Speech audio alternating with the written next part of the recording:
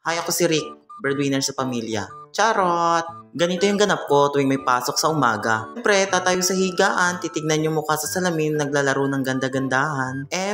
Mumug dito, mumug doon. Charot! Si Akla kunwari kukuha ng toothbrush. Kunwari lang yan at nagpapanggap. Siyempre may video para sa video.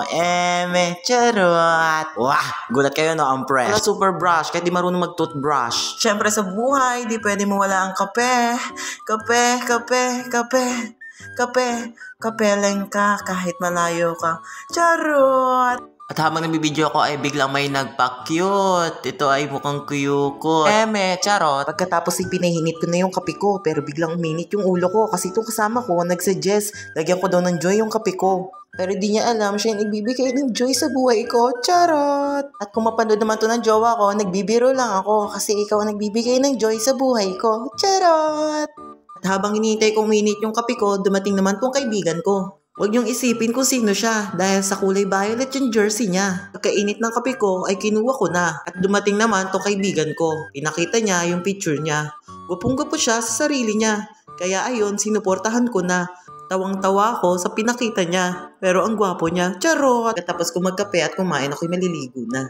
Nakita ni Kuya Raymond yung camera, kaya tawa ko ng tawa. Ako, kunwari, naliligo na, pero ang totoo, hindi naman talaga. Charot! Sobrang bilis ko lang naligo kasi sobrang lamig talaga. Ito, pinashow ko yung back ko. Baka may mag-backhug dito. Charot! Nagbihis na rin ako kasi super late na ako dito. Huwag niyo napansinin yung tiyan ko. Super big talaga ng stomach ko. Charot! Kaya dito, binibilis ako ng pagbihis ko kasi magme-medyas pa ako.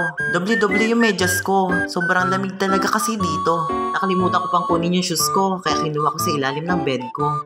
Sobrang tagal nang hindi nalalaban to, mahigit 1 linggo. Kaya alam kong palaban yung amoy nito. Charot! Pagkatapos ko suotin yung medyas ko, kinuha ko na rin yung bubble jacket ko. Kasi sobrang lamig talaga dito. Kasing lamig ng jowa mo.